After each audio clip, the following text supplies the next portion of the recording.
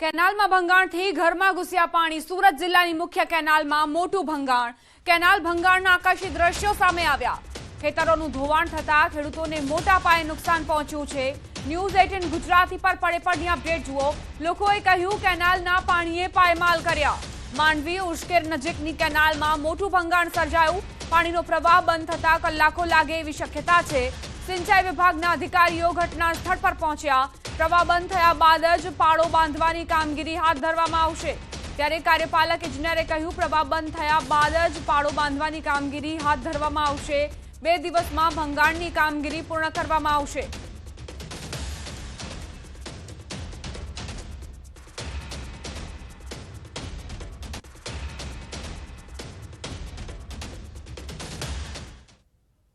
સુરત જિલ્લાના માંડવી તાલુકાના ઉશ્કેર ગામેથી પસાર થતી મોટી કાકરા પર જમણા કાંઠાની નહેર, જે નહેરને 1 મહિનો પહેલા જે રિપેરિંગનું કામો કરવામાં આવ્યું હતું, જે અંતર્ગત ખાસ કરીને વહેલી સવારે મળે કે 3 કલાકે જે નહેરની અંદર 40 ફૂટ જેટલું ગાબડું પડ્યું છે, જે અંતર્ગત ખેડૂતોના ખેતરોમાં પાણી ફરી વળે છે। દ્રશ્ય બતાવવાનો પ્રયાસ કરીશ કે જે આ ઉશ્કેર રામકુંડ ખાતે આવેલા ખેડૂતોના ઘણા ખેતરોની અંદર હાલ આજે કેનાલ તૂટી જવાના કારણે પાણી ભરાઈ ગયા છે। લોકોનો પાક ધોવાયો છે, તો ક્યાંક ને ક્યાંક કોઈની ખેતીના જવાના માર્ગ ઉપર 5-5 ફૂટ જેટલું ધોવાણ થવા પામ્યું છે।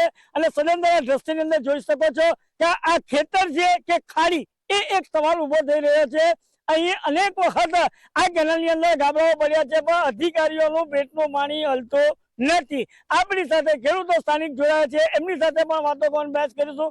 જી, તમારું નામ, તમારા ખેતરમાં કયો પાક હતો, કેટલા રૂપિયાના ખર્ચે રોપ્યો હતો, અને આ નહેર તૂટી જવાના કારણે ખેતરમાં નુકસાન થયું છે, શું કહેશો? મારું નામ અશોકભાઈ માવજીભાઈ માંગુકિયા, ગામ ઉશ્કેર રામકુંડ। આ અમારું ખેતર છે। આ ખેતરમાં હમણાં મેં આ 15 એકરનું આ બધું થઈને રોપણ મેં કરેલું હતું, અને જ્યાં પહેલા 1 મહિનો નહેર નહીં ઉતી અને નહેર આવ્યા પછીનું આ રોપણ કર્યું છે, અને આ બધું અત્યારે તમે જોઈ શકો છો। જી ભાઈ, તમારું નામ, તમે કયો પાક બનાવ્યો હતો, કેટલું નુકસાન છે, શું કહેશો? મારું નામ હિતેશભાઈ ભીખુભાઈ ભુવા। મેં શેરડી બનાવેલી હતી, બહુ નુકસાન થયેલું છે, અને મારી એવી વિનંતી છે કે જેમ બને એમ જલ્દીથી સહાય વહેલા તકથી મળે, અને મારું નુકસાન બહુ મોટું થયું છે। તમારા ખેતરમાં જવાનો રસ્તો બંધ ધોવાઈ મારો રસ્તો ધોવાઈ ગયો, એ બધું તો આ અધિકારીઓને બધું જોવાનું કે શું સહાય કરે।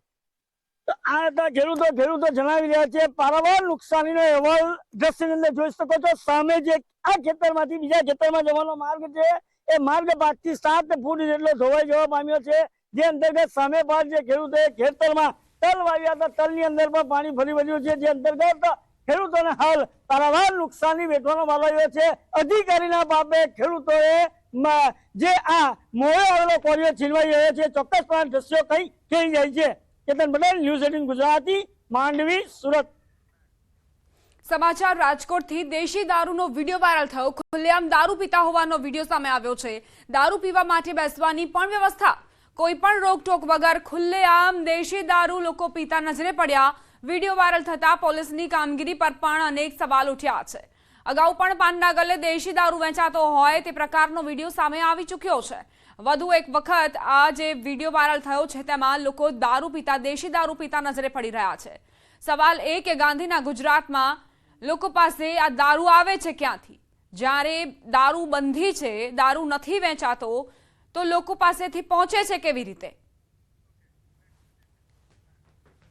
સુરેન્દ્રનગરથી સમાચાર। ધ્રાંગધ્રાના પીઆઈ સસ્પેન્ડ કરાયા। રાજકોટ રેન્જ આઈજીએ પીઆઈને સસ્પેન્ડ કર્યા।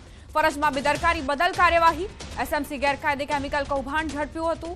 કેમિકલ કૌભાંડ ઝડપાતા પીઆઈ સામે કાર્યવાહી કરાઈ છે।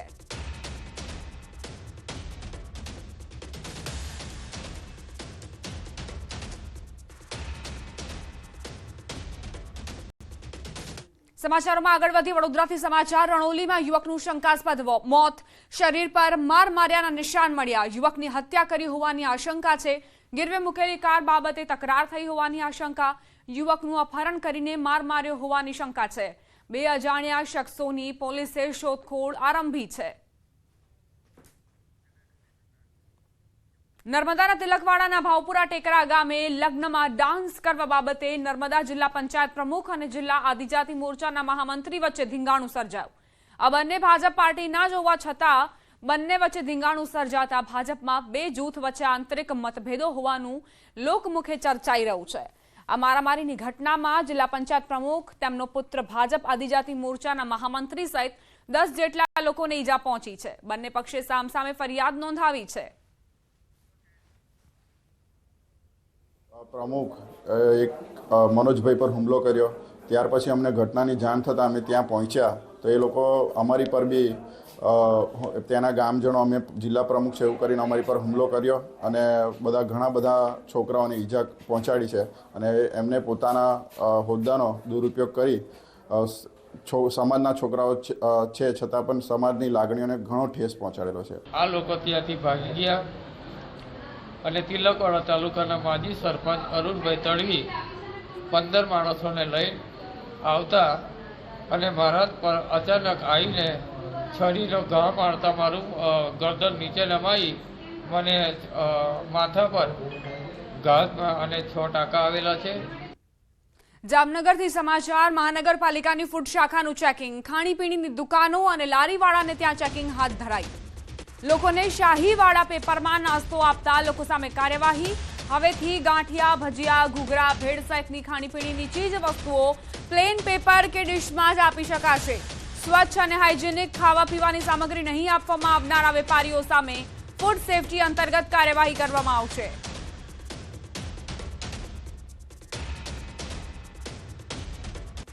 આઠ 10 પેઢીને આ અંગે સચેત કર્યા છે કે પેપરની પસ્તી આ કામમાં ન વાપરતા પ્લેન પસ્તી અથવા તો પ્લેન ડીશ જે વ્હાઇટ કલરની હોય એવી વાપરવા, તેમજ હાઇજેનિક કન્ડિશન મેન્ટેન કરવા અને સાફ સફાઈ રાખવા જરૂરી સૂચનાઓ રૂબરૂ સ્થળ પર આપવામાં આવેલ છે।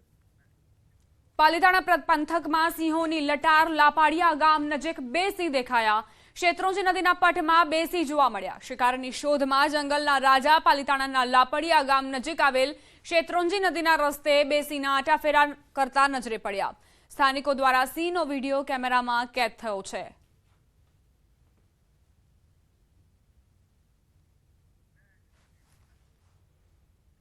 તો આ તરફ અમરેલીમાં સિંહણના હુમલાથી ખેડૂતનું મોત નિપજ્યું। ગીર ગઢડાના કાકડી મોલી ગામ વિસ્તારની ઘટના। સિંહણ ખેડૂતને દૂર સુધી ઢસડી ગઈ હતી। વન વિભાગ દ્વારા જેસીબીની મદદથી મૃતદેહને છોડાવવામાં આવ્યો। 36 વર્ષીય ખેડૂતને સિંહણે ફાણી ખાધો। મૃતકને પોસ્ટમોર્ટમ માટે ઉના હોસ્પિટલ ખસેડવામાં આવ્યા। ખેડૂતને ફાળી ખાનાર સિંહણને પકડવા મેગા ઓપરેશન હાથ ધરાયું। હુમલાખોર સિંહણ પાસેથી માનવ મૃત્યુદેહ છોડાવવા માટે વન વિભાગે જેસીબી ટ્રેક્ટરનો ઉપયોગ કર્યો। સિંહણને ખેડૂતના મૃતદેહ પાસેથી મહા મહેનતે વન વિભાગે સિંહણને દૂર કરી। વન વિભાગ દ્વારા સિંહણને ટ્રાન્ગ્યુલાઇઝ કરીને પાંજરે પૂરવામાં આવી। સિંહણ પાંજરે પૂરાતા સ્થાનિકોએ રાહતનો શ્વાસ લીધો। સિંહણને જસાધાર રેન્જ ખસેડવામાં આવી છે।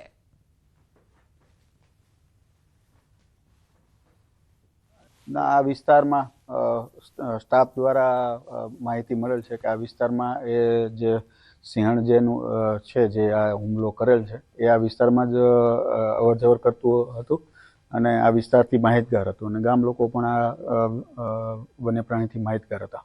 જસાધાર અને જાફરાબાદ વન્યજીવ રેન્જના બંને આરએફઓ, વેટરનરી ઓફિસર, ફોરેસ્ટર, વનરક્ષક, ટ્રેકર બધા સાથે મળી અને અંદાજિત 10 વાગ્યાની આજુબાજુ વન્ય પ્રાણીને સફળતાપૂર્વક ટ્રાન્ક્યુલાઇઝ કરી અને રેસ્ક્યુ કરી લીધું છે। વડોદરાથી સમાચાર। શિક્ષણ સમિતિના